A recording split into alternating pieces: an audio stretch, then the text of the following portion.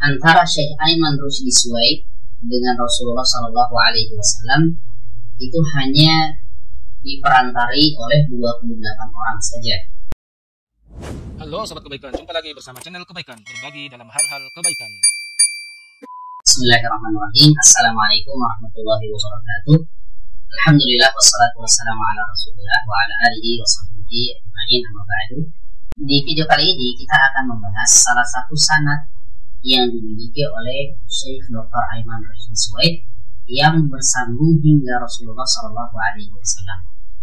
Salah satu sanad Al-Quranul Karim yang bersambung kepada Rasulullah SAW dengan riwayat Hafiz dari Asim melalui jalur Syafiyah. Antara Syekh Aiman Rushdi Suwaid dengan Rasulullah Shallallahu Alaihi Wasallam itu hanya diperantari oleh 28 orang saja.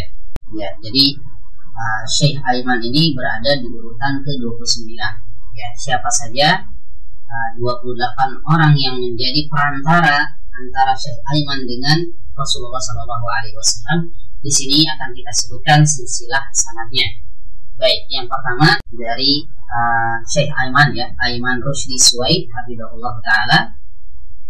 Beliau mengambil Al-Quran, ya, dan mengambil periwayatannya dari guru beliau yang bernama Abdul Aziz Yunus Sud rahimahullah taala, wafat tahun 1399 Hijriah. Kemudian Syekh Abdul Aziz Yunus Sud ini yang merupakan orang ke-28 mengambil Al-Quran dan periwayatannya dari gurunya yang bernama Muhammad Salim Ar-Rifai Al-Hulwani rahimahullah ta'ala, seorang ulama yang wafat tahun 1363 Hijriah, dan beliau adalah orang yang ke-27.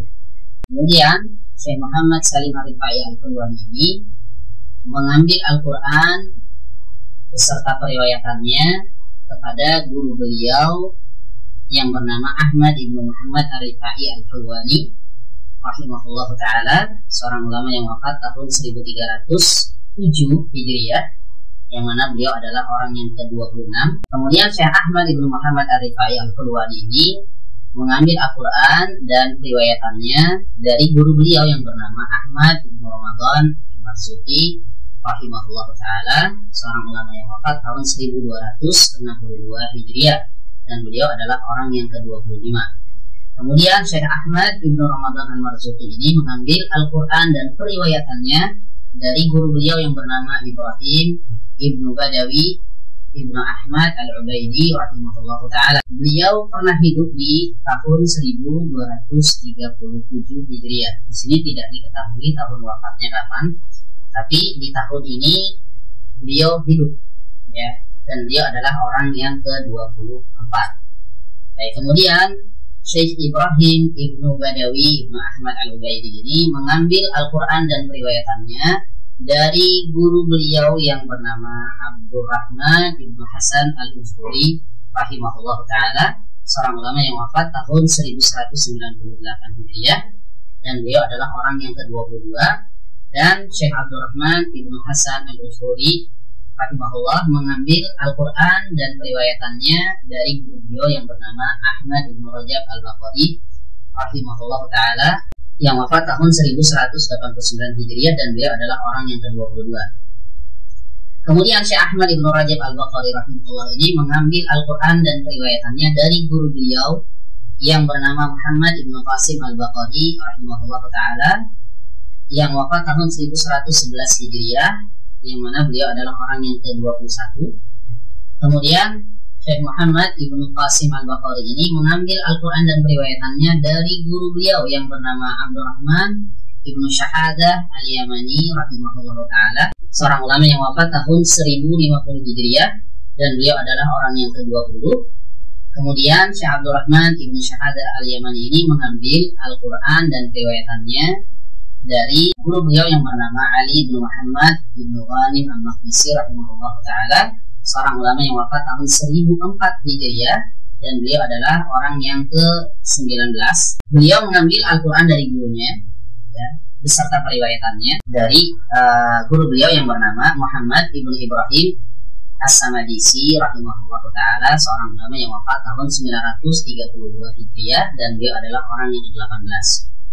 Berikutnya Syekh Muhammad bin Ibrahim As-Samadisi ini mengambil Al-Quran, mempelajarinya beserta periwayatannya dari guru beliau yang bernama Ahmad ibnu Asad al-Umyuti rahimahullah ta'ala, seorang ulama yang wafat tahun 872 Hijriah dan beliau adalah orang yang ke-17.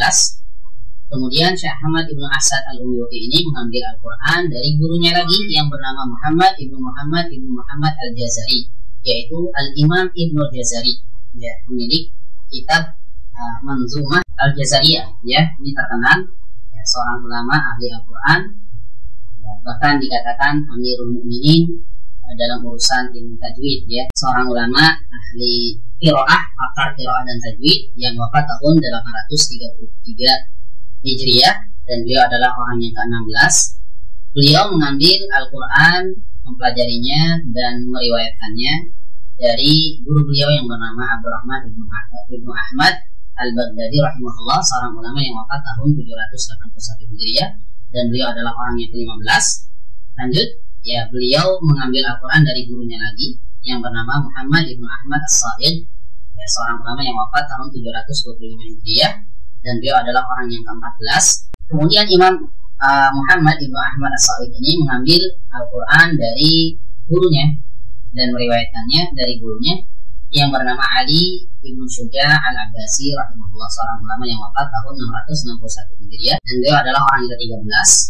Kemudian beliau mengambil Al-Quran dari gurunya lagi yang bernama Al-Qasim ibnu Firruh Asy-Syatibi, Imam Asy-Syatibi rahimahullah ta'ala, yang wafat tahun 590 Hijriah. Ini juga seorang ulama yang sangat terkenal keilmuannya dalam bidang qiraat dan Al-Quran, ya.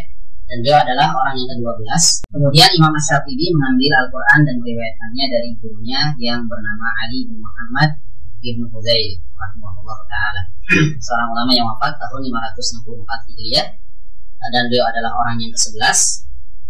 Kemudian beliau mengambil Al-Quran dari gurunya lagi dan meriwayatkannya dari gurunya yang bernama Abu Dawud Sulaiman ibnu Najah, seorang ulama yang wafat tahun 496 Hijriah dan beliau adalah orang yang ke-10. Kemudian Al-Imam Abu Dawud Sulaiman ibnu Najah ini mengambil Al-Quran dari gurunya yang bernama Abu Amr Utsman ibnu Sa'id ad-Dani rahimahullah ta'ala, atau yang biasa dikenal Al-Imam Abu Amr ad-Dani rahimahullah, seorang ulama yang sangat terkenal dan pakar sekali dalam urusan Al-Quranul Karim, tahun 444 Hijriah. Kemudian Imam Abu Amr ad-Dani mengambil dan meriwayatkan Al-Quran dari guru beliau yang bernama Tahir ibnu Abdul Mun'im ibnu Ghalbun rahimahullah ta'ala, wafat tahun 399 Hijriah. Kemudian beliau mengambil Al-Quran dari gurunya dan meriwayatkannya dari gurunya yang bernama Ali bin Muhammad al-Hashimi rahimahullah, wafat tahun 368 Hijriah dan beliau adalah orang yang ke-7. Kemudian beliau mengambil dan meriwayatkan Al-Quran dari gurunya lagi yang bernama Ahmad ibnu Sahal al-Usnani rahimahullah ta'ala, seorang ulama yang wafat tahun 307 Hijriah dan beliau adalah orang yang ke-6. Kemudian beliau mengambil Al-Quran dan periwayatannya dari guru beliau yang bernama Ubaid bin Sabbah An-Nahsyari rahimahullah ta'ala, wafat tahun 235 Hijriah dan beliau adalah orang yang ke-5, ya, semakin dekat dengan Rasulullah SAW, ya. Kemudian Syekh atau Al-Imam Ubaid, ya, Ibnu Sabbah An-Nahsyari ini mengambil Al-Quran, ya, beserta periwayatannya dari Imam Hafiz Ibnu Sulaiman Al-Bazzaz rahimahullah ta'ala, ya, yang biasa dikenal dengan Imam Hafiz, ya, wafat tahun 180 Hijriah, ya, beliau adalah orang yang ke-4. Kemudian beliau mengambil Al-Quran dari gurunya, seorang imam besar, imam qiraah yang sangat terkenal, yaitu Imam Asim bin Abi Najud, ya, seorang ulama yang wafat tahun 127 Hijriah dan beliau adalah orang yang ke-3. Beliau mengambil Al-Quran dari gurunya yang bernama Abdullah bin Habib As-Sulami rahimahullah ta'ala, wafat tahun 74 Hijriah.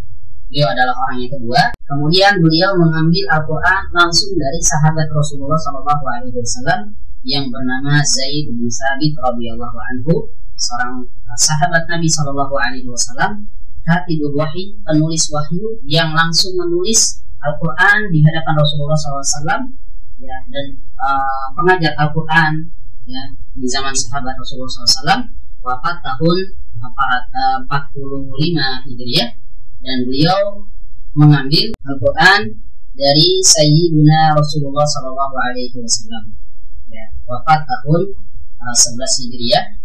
Kemudian Rasulullah SAW mengambil Al-Quran dari Jibril alaihissalam, dan Jibril alaihissalam mengambil Al-Quran dari Rabbul Izzati Jalla Jalaluh, yaitu Allah Subhanahu wa Ta'ala. Itulah sanad rantai periwayatan Syekh Ayman Rushdi Swaid, dari beliau langsung, ya, bersambung sampai Rasulullah SAW.